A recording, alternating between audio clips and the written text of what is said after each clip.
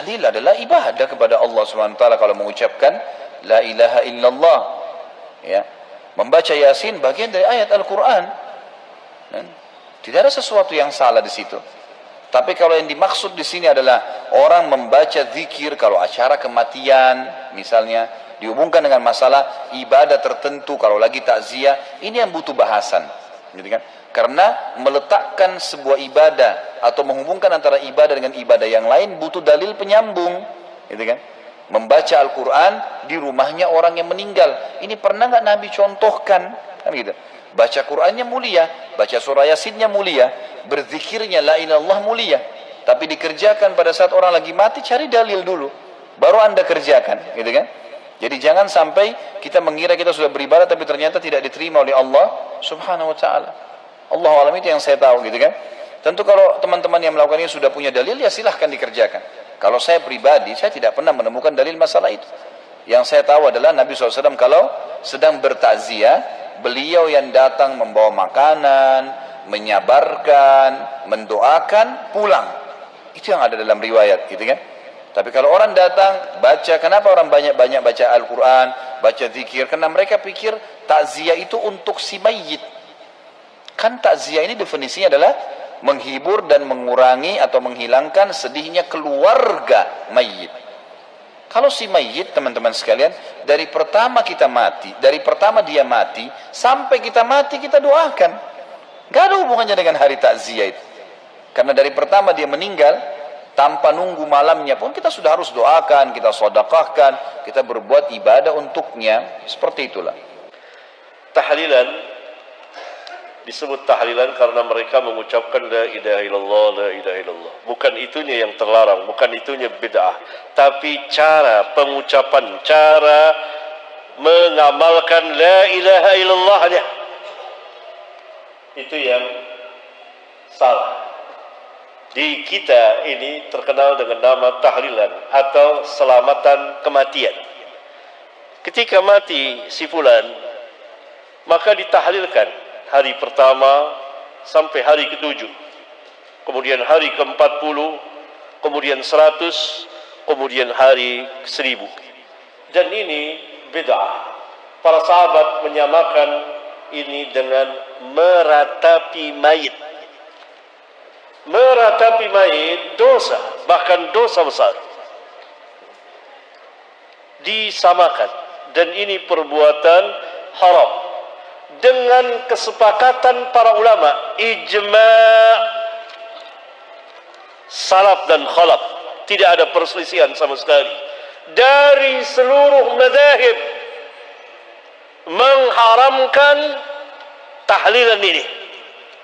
Tidak ada satupun mazhab yang diikuti oleh manusia yang menyandarkan kepada mereka, yang mereka menyandarkan kepada mazhab tersebut, yang membolehkannya. Semuanya mengharamkan. Saya menulis risalah kecil dengan judul Hukum Tahlilan. Kecil. Saya berusaha untuk menjelaskan keterangan para ulama dari zaman ke zaman, dari berbagai macam mazhab, tentang permasalahan tahlilan yang haram ini. Ijma' sahabat, kemudian diijma'kan oleh tabi'in dan seterusnya. Sampai Al-Imam Asy-Syafi'i rahimahullahu ta'ala di kitabnya mengatakan dia membenci, yakni tidak menyukainya, yakni beliau mengharamkan mengikuti guru-guru beliau dari tabi'in, tabi'ut tabi'in, dari tabi'in, dari para sahabat ridwanullah alaihim jami'an. Selamatan kematian tidak ada dalam Islam. Tidak ada mengirim bacaan Al-Quran untuk orang-orang yang telah mati, karena bacaan Al-Quran untuk orang yang hidup agar hidup hatinya, Hidup hati adalah dengan mengijabahkan Rasulullah sallallahu alaihi wasallam. Dinasihati semampu antum. Kalau tidak, maka antum tinggalkan, tidak diikuti dan katakan ini bukan bagian dari agama dan ini adalah terlarang dan ini adalah haram. Tidak ada seorang pun ulama Islam yang menghalalkannya, membolehkannya. Tidak ada. Kita akan membahas, menyampaikan tentang dalil-dalil acara tahlilan. Pada pertemuan yang lalu, pertemuan ke-11, saya sudah menyampaikan kesalahpahaman sebagian ustadz-ustadz kita, para ustadz salafi, yang mengatakan bahwa Imam Asy-Syafi'i mengharamkan tahlilan. Imam Asy-Syafi'i, beliau hanya tidak suka dengan al-ma'tam, yaitu kumpul-kumpul takziah di rumah duka. Kenapa? Karena beliau khawatir nanti mendatangkan kesedihan baru atau merepotkan keluarga ahli musibah. Tidak pernah sama sekali Imam Syafi'i dan para ulama salaf mengingkari kirim pahala. Para jemaah, karena sebenarnya kalau sekedar kumpul-kumpul takziah itu perkara yang jelas dibolehkan. Dalam hadis Bukhari Muslim dari Aisyah radhiyallahu taala anha bahwa annaha kanat idza matal mayyitu min ahliha fajtama'a lidzalikan nisa. Bahwa Aisyah setiap kali ada yang meninggal keluarga beliau, selalu para wanita kumpul-kumpul di rumah duka. Artinya para jemaah, kumpul-kumpul takziah tidak mungkin diingkari oleh Imam Asy-Syafi'i, apalagi tahlilan. Beliau tidak bicara kirim pahala, hanya kumpul saja. Yang beliau ingkari karena khawatir nanti merepotkan atau menambah kesedihan. Itu yang tidak disenangi semua para ulama salaf. Adapun tahlilan para jemaah itu kirim pahala, baik pahala amalan sedekah makan, minum, atau pahala amalan bacaan yang memang ada kemiripan dengan maktam. Tahlilan tentu kumpul-kumpul, namun berbeda para jemaah. Kumpul-kumpul tahlilan tujuannya ingin mengirim pahala sedekah makanan, minuman, dan bacaan. Sedangkan yang diingkari para ulama yang mereka tidak suka, kumpul sama sekali tidak ada niat kirim pahala. Khawatir nanti merepotkan. Dan itu terjadi para jemaah. Bahkan seorang ulama besar madhab Syafi'i, Imam Ad-Dimyati, dalam kitab beliau I'anatul Talibin, beliau sampai menceritakan ada satu daerah. Di daerah itu setiap kali mayit dikuburkan, setelah selesai dikuburkan, mereka balik ke rumah duka. Duduk di situ lama menunggu makanan. Dalam keadaan ahli musibah sama sekali tidak berniat buat makanan. Tentu ini sangat merepotkan. Dan itulah yang dicela oleh para ulama di saat itu. Sampai ditanyakan kepada Mufti Mekah, bagaimana mengingkari perbuatan seperti itu? Kata Mufti Mekah, berpahala kalau diingkari. Karena memang sangat merepotkan. Tidak ada niat buat makanan sama sekali. Berbeda dengan tahlilan. Tahlilan itu keluarga ahli musibah benar-benar sudah berniat dan mempersiapkan makanan minuman, ingin disedekahkan dan dikirim pahalanya kepada orang yang meninggal tersebut. Nah, maka di sini insya Allah saya akan sampaikan apa dalil-dalilnya. Karena kita para salafi, khususnya para ustadz-ustadz salafi selalu bertanya, mana dalilnya, mana dalilnya. Tahlilan tidak ada dalilnya sama sekali. Para jemaah, saya akan buktikan kalau sudah sampai kepada antum dalil, jangan lagi mengingkari. Malu kalau mengaku salafi, kita justru hanya menerima dalil yang sesuai hawa nafsu kita. Para jemaah yang dimuliakan oleh Allah, Imam As-Suyuti dalam kitab Tuhfatul Ahwadi dibawakan ucapan Imam As-Suyuti. Kata beliau, "Ukhtulifa fi wusuli thawabil Qur'ani lil mayyiti, fa jumhurus salafi wal a'immati thalathati 'ala al-wusuli." Kata Imam As-Suyuti, diperselisihkan apakah sampai bacaan Al-Quran pahalanya kepada mayit, apakah sampai? Mayoritas ulama salaf dan ulama 3 madhab itu berpendapat sampai. Para jemaah, para ulama berselisih terkait pahala bacaan Al-Quran. Kalau dikirim kepada mayit sampai atau tidak. Mayoritas ulama salafi, kata Imam As-Suyuti, meyakini sampai. Yang anehnya kenapa mayoritas ustadz salafi zaman sekarang meyakini tidak sampai. Ini aneh sekali, sangat-sangat aneh. Mayoritas ulama salafi terdahulu, salafus soleh, meyakini sampai terkait bacaan. Imam Ibnu Taimiyah dalam kitab beliau Majmu' Al-Fatawa, ketika beliau menjelaskan bahwa amalan-amalan badan, baca Quran, haji, sholat, puasa, itu diperselisihkan sampai atau tidak pahalanya kalau dikirim. Kata beliau, "Was-shawabu annal jami'a yasilu ilaihi." Yang benar bahwa semua amalan-amalan badan tadi bisa sampai pahalanya kepada si mayit. Para jemaah, adapun selain amalan badan, amalan harta seperti sedekah, memberi minum, memberi makan, kata Imam Ibnu Taimiyah, "Fala niza'a baina ulama'is sunnati wal jama'ati fi wusuli thawabil ibadatil maliyati." Tidak ada perselisihan di kalangan ulama Ahlus Sunnah wal Jamaah sampainya pahala amalan ibadah harta kasodakoti, seperti sedekah. Kalau sedekah para jemaah, memberi makan, memberi minum, diniatkan pahalanya untuk si mayit, tidak ada perselisihan. Sepakat semua ulama Ahlus Sunnah Salafi sampai. Dan itulah inti dari acara tahlilan. Mereka memberi makan, memberi minum, tujuannya supaya pahala sedekah memberi makan dan minum itu sampai kepada keluarga mereka yang baru saja meninggal.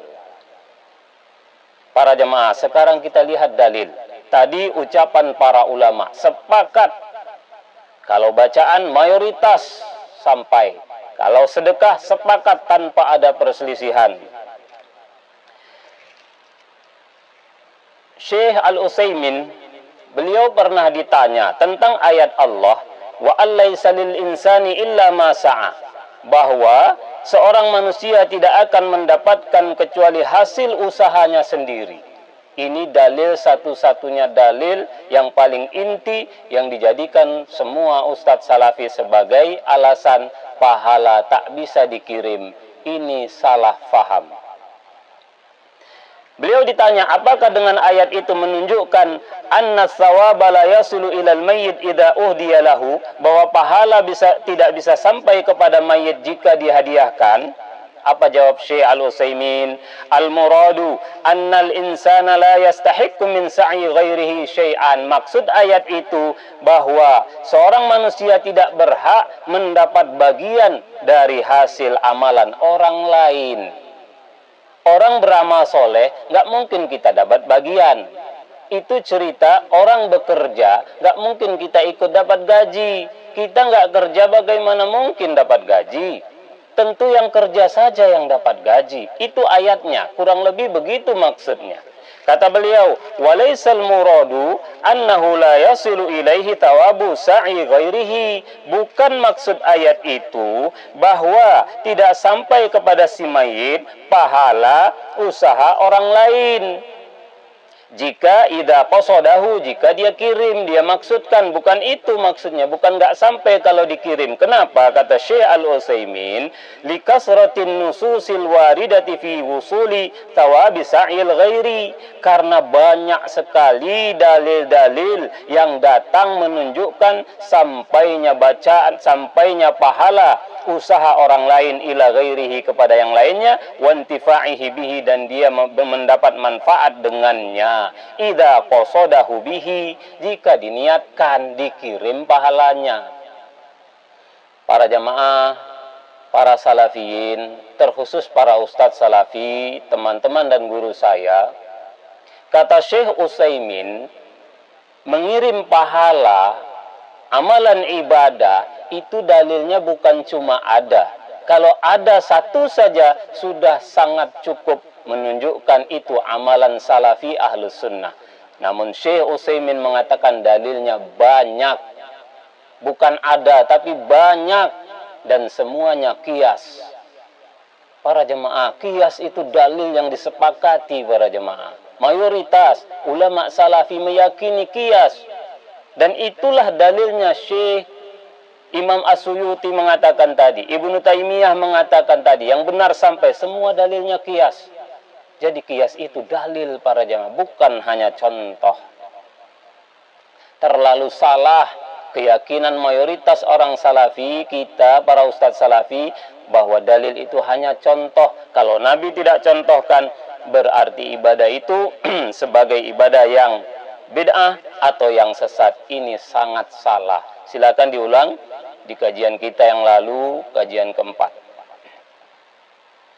Nah, apa dalilnya? Kata Syekh Al-Utsaimin, dalilnya banyak. Beliau bawakan 7 dalil. Namun saya sampaikan sebagian saja. Di antaranya adalah al-udhiyatu 'anil mayyit. Nabi menyembelih kurban, pahalanya untuk orang yang meninggal. Untuk bahkan semua umatnya. Apa kata Nabi? Di hadis riwayat Imam Al-Baihaqi, dihasankan oleh Syekh Al-Albani. Kata Nabi, Allahumma hada an ummati jami'an. Ya Allah, sembelihanku ini pahalanya untuk umatku semuanya. Nabi kirim pahala sembelihan beliau untuk semua umat Islam. Para jemaah, padahal kita enggak beramal. Dapat pahala karena Nabi kirim, Nabi yang mengajarkan. Itu dalil sahih. Dalil yang berikutnya yang kata beliau, as-sadaqatu 'anil mayyit, bersedekah. Hadis riwayat Bukhari Muslim. Dari Aisyah radhiyallahu taala anha, kata beliau, anna rajulan qala lin nabi sallallahu alaihi wasallam, inna ummi uftulitat nafsuha. Kata, ada seseorang datang kepada Nabi, lalu berkata, wahai Nabi, ibuku baru meninggal tiba-tiba, uftulitat. Meninggalnya itu tiba-tiba. Walam tusi, sehingga tidak sempat berwasiat. Wa adhunnuha law takallamat tasaddaqat. Dan aku menduga seandainya dia sempat berwasiat, sempat bicara, dia akan bersedekah. Fahallaha ajrun in tasaddaqtu anha. Maka kata orang tadi, wahai Nabi, apakah ibuku yang meninggal itu dapat pahalanya jika aku bersedekah untuknya, atas namanya, pahalanya kukirim kepadanya, apa dia dapat? Qala na'am, kata Nabi, ya.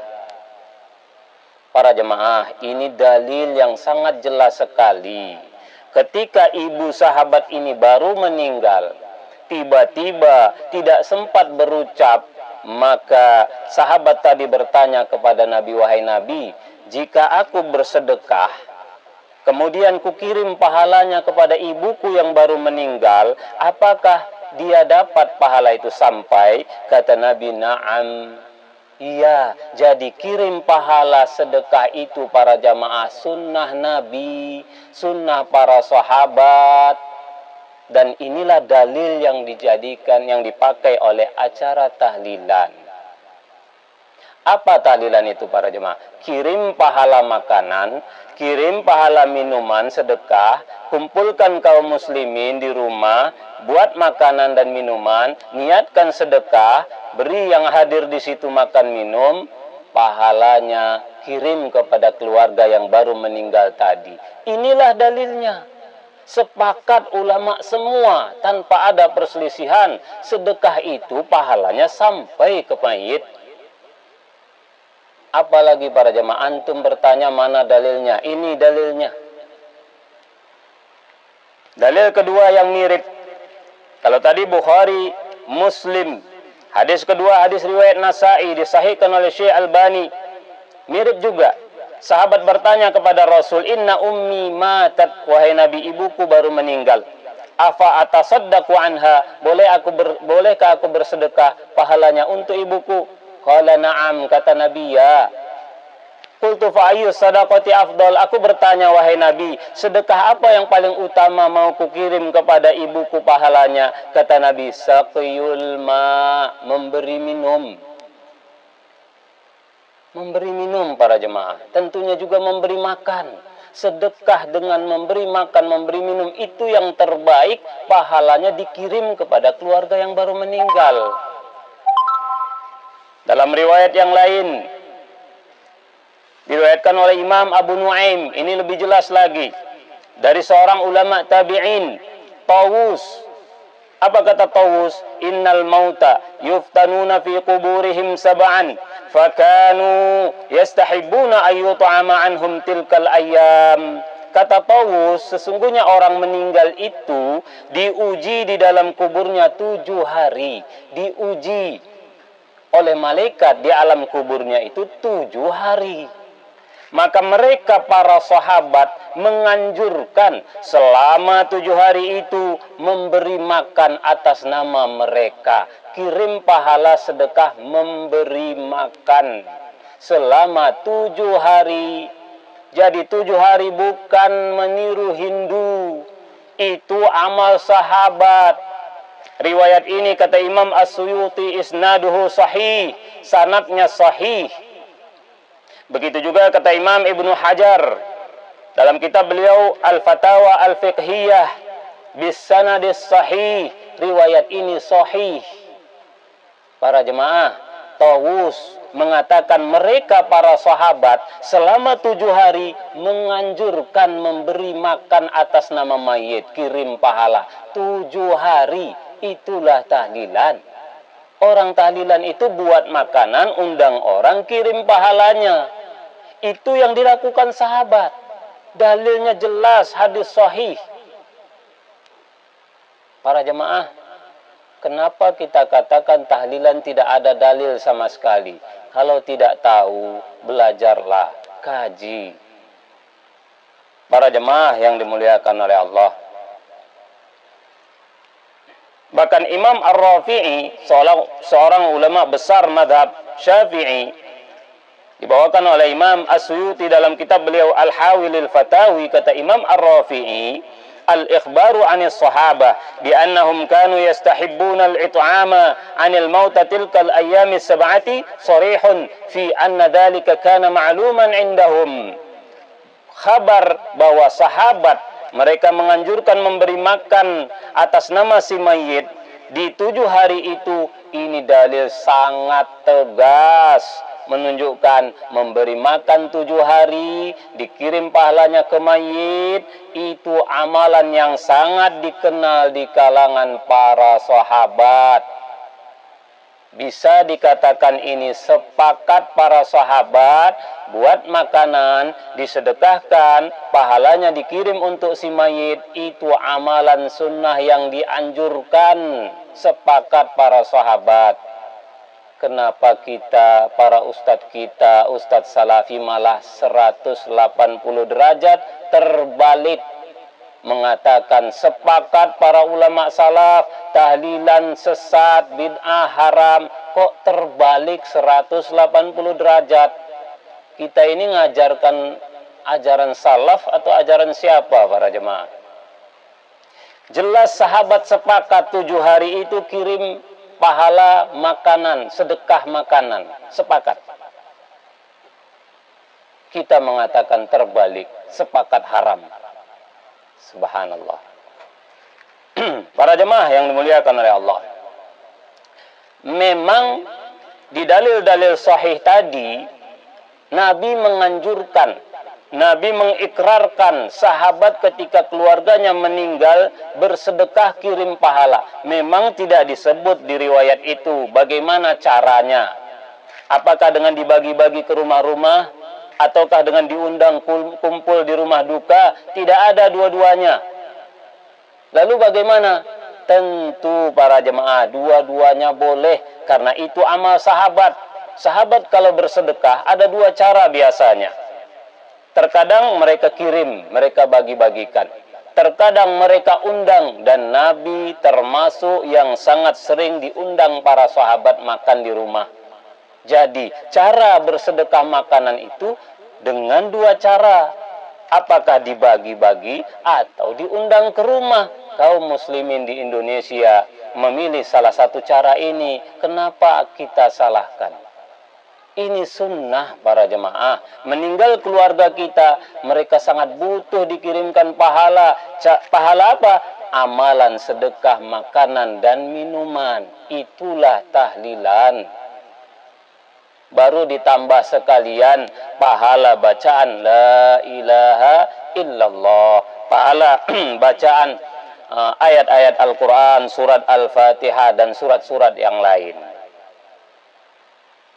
Para jemaah yang dimuliakan oleh Allah, jadi jelas sekali dalilnya. Hadis riwayat Bukhari Muslim, sahabat meninggal ibunya, kirim pahala sedekah. Hadis riwayat Nasai, hadis sahih, sahabat kirim pahala beri minum. Hadis sahih riwayat Abu Nuaim, sahabat kirim pahala sedekah makanan 7 hari. Para jemaah, seandainya tidak ada dalil hari-hari ini, amalan yang bersifat umum, dianjurkan kita bersedekah, maka kapan saja boleh. Apakah hari ketiga, hari ke-7, hari ke-40, hari ke-100, kapan saja boleh para jemaah.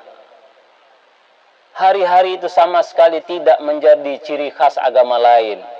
Justru itu ciri khasnya kaum muslimin di zaman ini. Tidak tasabuh sama sekali. Sudah kita bahas definisi tasabuh. Para jemaah, jadi kirim pahala dengan cara buat makanan, buat minuman, undang kaum muslimin, sehingga para jemaah sama sekali orang yang buat tahlilan tidak memberatkan diri mereka, karena mereka sudah siap, sengaja buat makanan dan minuman, undang orang, ingin sedekah, sama sekali tidak memberatkan, karena itu sesuai kemampuan mereka. Mereka cinta dengan keluarganya yang meninggal, ingin mereka kirim pahala sedekah, sama sekali tidak memberatkan para jemaah. Berbeda dengan kasus sebagian kondisi di zaman dulu, tidak niat buat makanan, tidak niat kirim pahala, tiba-tiba orang datang rame duduk lama di rumah, tentu bingung ahli musibah mau buat apa. Tentu sangat merepotkan. Harus beli makanan buat makanan. Mereka tidak punya niat. Itu yang diingkari para jemaah. Itu yang dibenci di zaman itu. Bukan diniatkan. Kalau ini diniatkan, pingin sedekah. Para jemaah, setiap orang yang buat makanan dan mengundang pasti sudah siap. Dan pasti tidak memberatkan. Karena dia sudah siap dan mengundang. Dan tahlilan itu selalu diundang. Sebelum dikuburkan diumumkan nanti malam ada acara tahlilan, silakan datang. Berarti ahli musibah sudah siap. Tidak memberatkan sama sekali para jemaah. Mereka ingin bersedekah. Sepakat para ulama dalilnya sahih, itu dianjurkan dan sampai pahalanya. Begitu juga bacaan-bacaan tadi, termasuk la ilaha illallah. Sebagai penutup, Syekh Ibnu Taimiyah, beliau ditanya dalam kitab Majmu' Al-Fatawa beliau tentang tahlilan. Apakah orang mengucapkan tahlilan dihadiahkan kepada mayit sampai langsung tahlilan? Apa kata Syekh? Idza halala al-insanu hakada 70 alfan aw aqalla aw aktsara wa uhdiyat ilaihi nafa'ahu Allahu bidzalik. Jika seseorang bertahlil sebanyak 70.000 kali, menunjukkan apa? Syekh Ibnu Taimiyah meyakini zikir yang umum boleh kita tentukan jumlahnya, terserah, bebas, boleh karena umum, mau 100 kali, mau 200 kali, bahkan 70.000 kali. Ini enggak ada dalil sama sekali, namun ini umum, boleh. Kata beliau, atau lebih sedikit atau lebih banyak, lalu dihadiahkan kepada si mayit, maka Allah akan beri manfaat kepada si mayit bacaan tersebut, tahlilan. Para jemaah, jelaslah bahwa acara tahlilan, kirim pahala makanan, kirim pahala sedekah minuman, kirim pahala bacaan la ilaha illallah, tahlilan dan bacaan-bacaan lain, sepakat para ulama ahlu sunnah atau mayoritas ulama ahlu sunnah salafi itu sampai sehingga acara tahlilan itu jelas memiliki dalil, dan itu pendapat mayoritas ulama ahlu sunnah. Yang jadi masalah, kenapa banyak ulama salafi belakangan ini yang diikuti oleh semua ustadz salafi mengingkari? Kenapa mereka ingkari? Karena salah faham terhadap satu hadis Jarir bin Abdillah. Dan hadis ini nanti di pertemuan yang akan datang akan kita bahas kesalahfahaman tersebut. Demikianlah para jemaah, semoga ini bermanfaat. Mudah-mudahan menjadi tambahan ilmu dan menjadi teguran bagi semua para salafi, ustadz salafi. Antum bertanya, mana dalilnya, mana dalilnya? Ini dalilnya sahih para jemaah. Kalau antum tidak terima, jangan ngaku salafi. Berarti antum hanya mencari-cari alasan, dikasih dalil tetap tidak mau menerima. Mudah-mudahan ini bermanfaat. Allahu a'lam bis-shawab. Assalamualaikum warahmatullahi wabarakatuh.